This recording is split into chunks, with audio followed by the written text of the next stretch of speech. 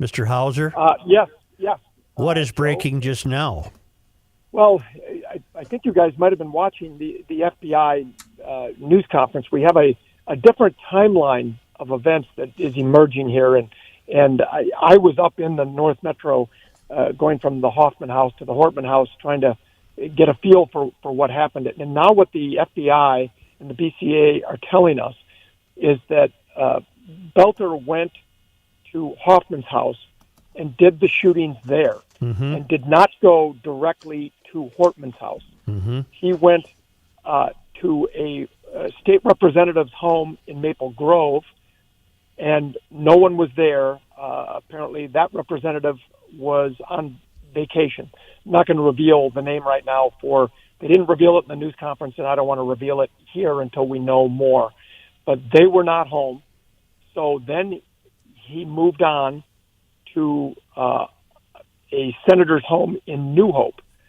And while he was parked out in front of the home in New Hope police, after the Hoffman shooting, had also proactively sent someone to this state lawmaker's home to check on this state lawmaker. And when the police showed up there, Boelter was actually there in that private security vehicle that was mistaken for a police vehicle by various people because it looked very much like one. And apparently the New Hope officer attempted to make some contact with him. And again, this is just my understanding from this news conference, that he just didn't respond. He just sat there looking straight ahead. And so this officer, uncertain about what was going on, because, even if this officer recognized this was a private security firm, they thought, well, maybe it's somebody who's here protecting her. They went up to check on her, and she was fine, but then Boelter drove away. And then, as far as we can tell, and again, they're piecing this all together. So, and so am I. So bear with me. Then he went to the Hortman house. That's why there was such a length of time between being at the Hoffman house and being at the Hortman house, because we just did the drive ourselves. Hortman and Hoffman live 5.9 miles apart. It was only a 13-minute drive. So there were questions about why was he not at Hortman's house until, I forget the exact time. This is all kind of starting to run together, but it seems to me that was 3:30 in the morning, something along those lines. So now we know why. It's because he drove to Maple Grove and New Hope before he came back to the Brooklyn Park Champlain area. Tom, I have him some of it made sense. I have him in New Hope at 2:36 a.m. So, and then are you privy to the events that happened? You have him in New Hope according to this new FBI timeline? Yeah, according to the press conference that just happened, yes. Yeah. Are you aware of the change in what happened at Hortman's house? Eva, from what I can understand, and I'm not sure about this because it's really confusing, the Brooklyn Park police rolled up as he was trying to make his way into their front door. Can you confirm that? No, it was my understanding he was making his way out. And yeah. That's when police exchanged gunfire with him. That's what I had heard all weekend long, and now it sounds like he was making his way in. Where are you getting that? From that press conference that just concluded with the federal authorities. Yeah, and I was up here in the North Metro and did not hear all of it, but I started getting this information from the station. But that sounds unlikely. It's possible, right? Yeah, it does. But it's possible also that he was going back in, right? Like maybe he'd already done the shootings, and he had come out to his car or whatever and was going back in. So that makes more sense, Tom. Yeah. I will have to listen more carefully to that, because I would find it hard to believe that he would know there are police out in front and then he would go and still right. do this and then flee out the back door. But who knows? Anything is possible at this point as we try to piece all this together. I want to go back to New Hope for a moment. It's all water under the bridge, but apparently what it sounds like is the New Hope officer might have dismissed the fellow who is Boelter because he was sitting in what the New Hope officer might have just assumed was a private security vehicle. Is that correct? Yes, that is possible. And although you would think that when they get dispatched to go check, maybe they didn't pass along the information that the shooter at the Hoffman house was impersonating a police officer, which the first thing you would think if you see a private security person, you would think, okay, maybe this is the person who is impersonating a police officer, because those security uniforms can look a lot like a police uniform. And what do we account for the arrival of police at Hortman's house?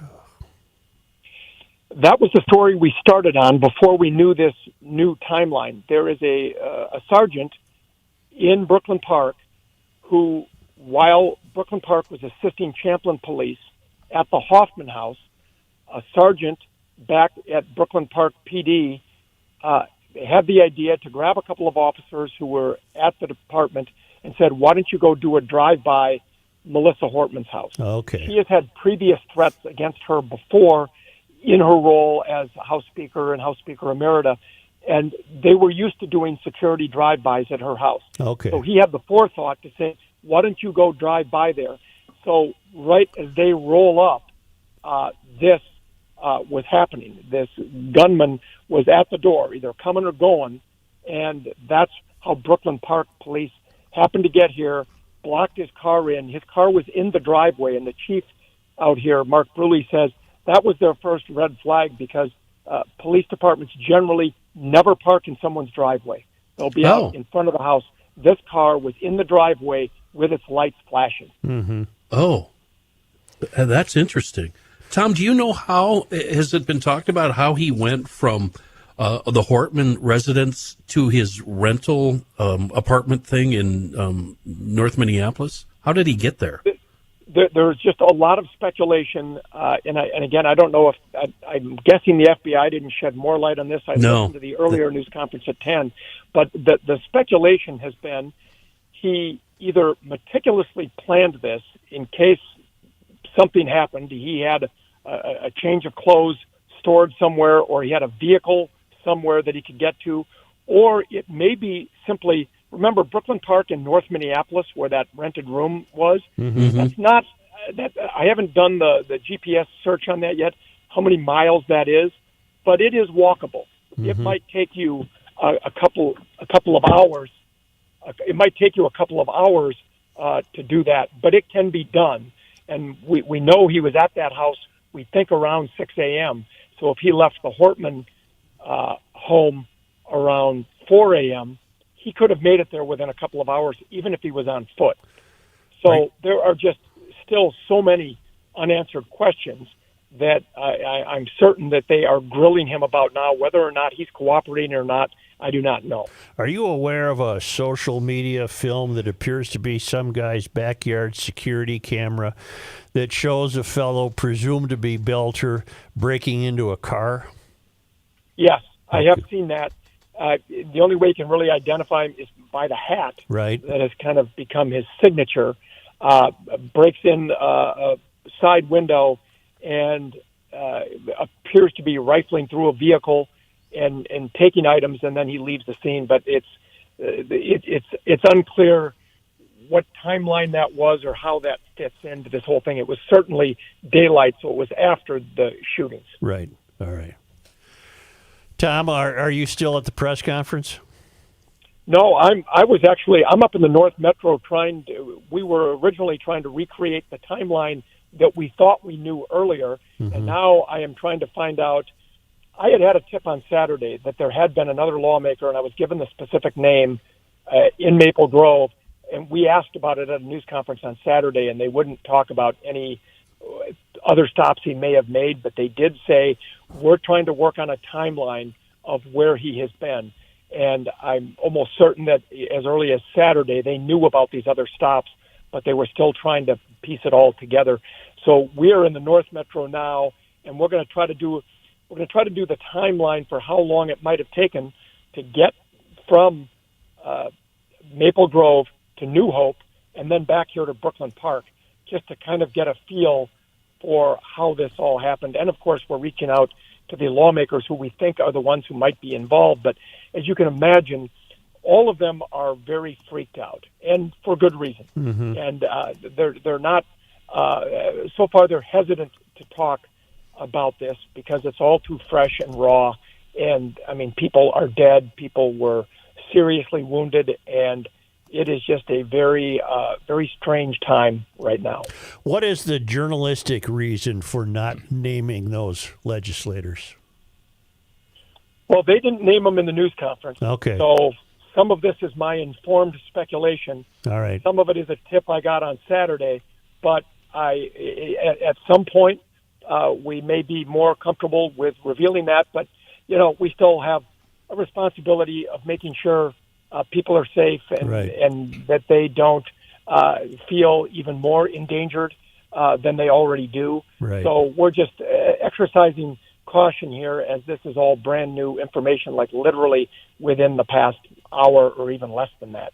Tom, how are the trials going to work now? The feds have stepped in, and it sounds like they're going to try him. Does that mean that Minnesota, Hennepin County, is off the table? How's this work? Do you know? I'm not sure. Sometimes they can do both. The federal government, has stricter sentencing. As I recall, if you get convicted of first-degree murder, you're never leaving prison. Whereas state law, you can be eligible maybe in 30 years or sometimes even less. I find that hard to believe in this particular case, but so I'm still not certain how they're going to sort all of that out. But I do know there's a hearing coming up here in about an hour and 15 minutes. In federal, I believe that one.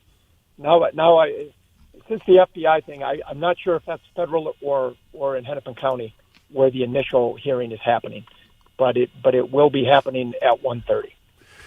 Tom, thank you as always. Okay, Joe.